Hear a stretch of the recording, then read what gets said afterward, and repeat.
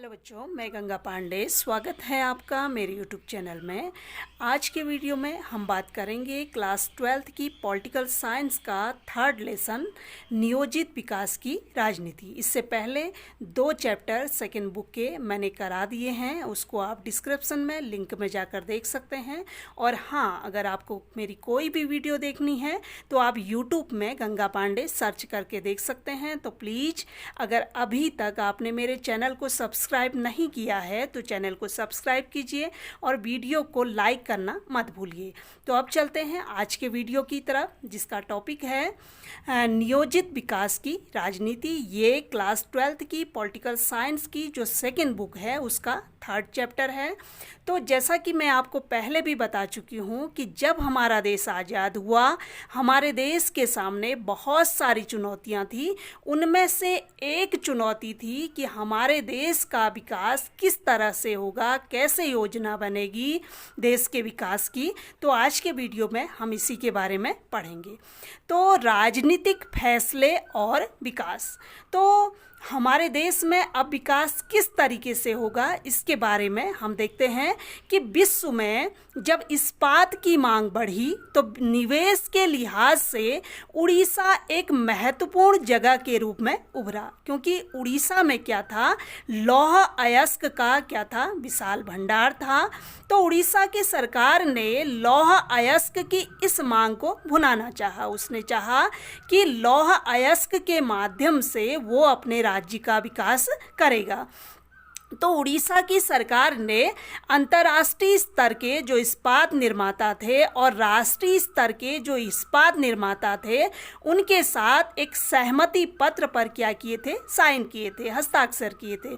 तो सरकार सोच रही थी कि इससे राज्य में क्या होगा, पूंजी का निवेश होगा, और पूंजी के निवेश होने से क्या होगा, रोजगार भी बढ़ेंगे, क्योंकि वहाँ पर कारखाने लगेंगे, उद्योग धंधे लगेंगे, तो उस जगह का विकास होगा, उस जगह का डेवलपमेंट होगा, वहाँ के लोगों को रोजगार मिलेगा, उनकी आजीविका पूरी होगी। तो लौह अयस्क के जो ज़्यादातर भंडार थे वो कहाँ थे, उड़ीसा के जो सबसे अधिक अविकसित इलाके थे उनमें थे। यानी कहाँ पर थे लौह अयस्क के सबसे ज़्यादा भंडार, जो आदिवासी इलाके रहते थे वहाँ पर क्या थे, लौह अयस्क के क्या थे, भंडार थे। तो अब आदिवासियों को डर था कि अगर यहाँ उद्योग लग गए तो उन्हें अपने घर बार से विस्थापित होना पड़ेगा। यानी जो आदिवासी अपना रोजगार वहाँ पर चलाते हैं, अपनी आजीविका वहाँ से चलाते हैं, जिनका घर बार उन इलाकों में है, उनको वो जगह छोड़ के जाना पड़ेगा। और उससे क्या होगा, उनका रोजगार छिन जाएगा, उनकी आजीविका छिन जाएगी। और पर्यावरण विधियों का भी ये कहना था कि खनन और उद्योग से क्या हो जाएगा, पर्यावरण प्रदूषित हो जाएगा, पर्यावरण दूषित हो जाएगा। तो केंद्र सरकार को लग रहा था कि अगर उद्योग लगाने की अनुमति नहीं दी गई तो इससे क्या होगी, एक बुरी मिसाल कायम होगी और देश में पूंजी का निवेश नहीं होगा और दुनिया में भारत की छवि भी क्या होगी, खराब होगी। कोई भी देश भारत में पूंजी का निवेश फिर नहीं करना चाहेगा। तो अब बात करते हैं राजनीतिक टकराव की। तो उद्योग को लेकर हमारे देश में अलग अलग तरह के लोग थे, अलग अलग तरह की विचारधारा थी, उनके बीच में टकराव चल रहा था। तो किसी भी लोकतंत्र में ऐसे फैसले जनता द्वारा लिए जाने चाहिए कि विकास कैसे होगा, और विशेषज्ञों की राय भी उसमें होनी चाहिए, उनकी स्वीकृति की मुहर भी उसमें लगनी चाहिए। और खनन, पर्यावरण और अर्थशास्त्र के विशेषज्ञों की राय जानना भी महत्वपूर्ण है। लेकिन अंतिम रूप से जो फैसला हो वो किसका होना चाहिए, राजनीतिज्ञों का होना चाहिए, क्योंकि राजनीतिज्ञ या राजनेता क्या हैं, जनता के प्रतिनिधि हैं। वही जनता की आवाज़ को आगे तक ले जा सकते हैं, उनकी समस्या को समझ सकते हैं। अब हम बात करते हैं पोस्को प्लांट। पोस्को प्लांट कहाँ पर लगना था, उड़ीसा के भुवनेश्वर में लग रहा था। ये पोस्को प्लांट जो था ये कौन लगा रहा था? कोरिया की एक कंपनी लगा रही थी। लेकिन उड़ीसा के भुवनेश्वर में जगत सिंह एक ज़िला है, यहाँ पर कोरियाई कंपनी ने क्या लगाया? पोस्को प्लांट लगाया। लेकिन यहाँ के ग्रामीणों ने इस प्लांट का क्या किया? विरोध किया। अब ये लोग मांग कर रहे थे कि उड़ीसा सरकार और कंपनी के बीच, जो पोस्को प्लांट लगाना चाह रहे हैं कोरियाई कंपनी, उनके बीच जो समझौता हुआ है वो समझौता क्या हो? रद्द हो जाए। अब बात करते हैं आज़ादी के बाद भारत में विकास की धारणा। आज़ादी के बाद हमारे देश में किस तरह से विकास होना चाहिए, इसके बारे में क्या धारणा थी? तो आज़ादी के बाद सभी इस बात पर सहमत थे कि भारत के विकास का अर्थ क्या होना चाहिए? आर्थिक समृद्धि, आर्थिक रूप से भारत संपन्न हो, और आर्थिक सामाजिक न्याय, ऐसा समाज जिसमें सभी को न्याय मिले, और ऐसा देश जिसकी अर्थव्यवस्था क्या हो? मजबूत हो, भारत आर्थिक रूप से क्या हो? संपन्न हो।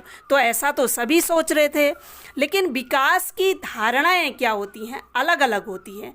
ये हमें उड़ीसा के उदाहरण से पता चलता है कि विकास का अर्थ भी क्या होता है?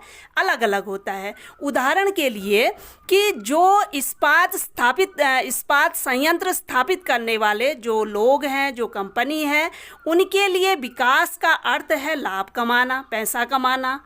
और जो ग्रामीण जिनको वहाँ से हटना पड़ रहा है, जिनको अपना घर बार सब कुछ छोड़ के वहाँ से जाना पड़ रहा है, उनके लिए तो विकास का अर्थ क्या हो गया? नुकसान हो गया। एक तरफ तो विकास हो रहा है, लेकिन दूसरी तरफ क्या हो रहा है? नुकसान हो रहा है। तो विकास की कभी भी एक डेफिनेशन या एक अर्थ कभी भी विकास का नहीं हो सकता।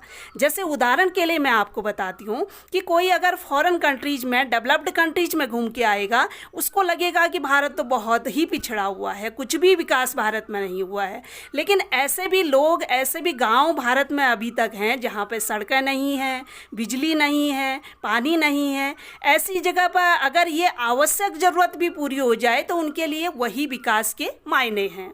तो आज़ादी के बाद विकास को लेकर बहुत सारी चर्चा हुई, बहुत सारी बहसें हुई।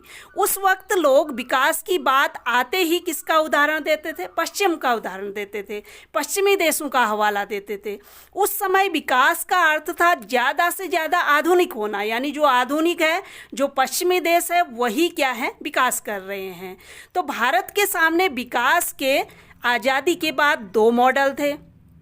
एक मॉडल था पूंजीवादी और दूसरा मॉडल था समाजवादी, जिसको कैपिटलिज्म और सोशलिज्म कहते हैं। इनके बारे में मैं पहले भी वीडियो बना चुकी हूँ, उसके लिए आप देख सकते हैं। तो पूंजीवादी और समाजवादी मॉडल उस समय भारत के सामने थे आज़ादी के बाद। अब भारत के सामने समस्या क्या थी कि भारत पूंजीवादी मॉडल को अपनाए या समाजवादी मॉडल को अपनाए, क्योंकि भारत में उस समय कुछ लोग पूंजीवाद का समर्थन कर रहे थे तो कुछ समाजवाद का। अब भारत के सामने सबसे बड़ी समस्या थी कि अगर वो पूंजीवाद को अपनाए तो समाजवादी लोग नाराज हो जाते हैं, और समाजवाद को अपनाए तो इसके पक्षधर जो हैं वो नाराज हो जाते हैं। तो पूंजीवाद किन देशों में था ये मैंने पहले भी बता दिया। यूरोप के अधिकतर देशों और अमेरिका में क्या था? पूंजीवादी मॉडल था। और समाजवादी मॉडल, जो सोवियत संघ और समाजवादी देश थे, इनमें पूंजीवादी मॉडल था। तो भारत ने क्या किया? पूंजीवादी मॉडल और समाजवादी मॉडल, दोनों मॉडल में से जो भी बातें अच्छी लगी उनको लेकर एक नए मॉडल को अपनाया, और उस मॉडल को क्या नाम दिया? मिश्रित अर्थव्यवस्था। यानी पूंजीवादी मॉडल से भी और समाजवादी मॉडल से भी जो अच्छी बातें उसको लगी, दोनों को लिया और एक नई व्यवस्था को अपनाया। वो व्यवस्था का नाम क्या था? मिश्रित अर्थव्यवस्था। इसमें एक क्वेश्चन पूछा जाता है कि भारत में कौन सी विकास का कौन सा मॉडल अपनाया गया? तो भारत में विकास का मिश्रित अर्थव्यवस्था का मॉडल अपनाया गया। अब एक क्वेश्चन इसमें यह पूछा जाता है कि वामपंथी और दक्षिणपंथी विचारधारा क्या है? तो वामपंथ और दक्षिण पंथ क्या है? विचारधारा है। अब जो वामपंथ है वो क्या करते हैं? ये उन लोगों की तरफदारी करते हैं, उन लोगों के लिए संकेत किया जाता है वामपंथ जो गरीब और पिछड़े सामाजिक समूह की क्या करते हैं, तरफदारी करते हैं। जो वामपंथी विचारधारा के लोग हैं वे हमेशा गरीब और पिछड़े सामाजिक समूह की क्या करते हैं, तरफदारी करते हैं और हमेशा इन तबकों को फायदा पहुंचाने वाली सरकार की जो पॉलिसी है, सरकार की जो नीतियां हैं, उनका क्या करते हैं, समर्थन करते हैं।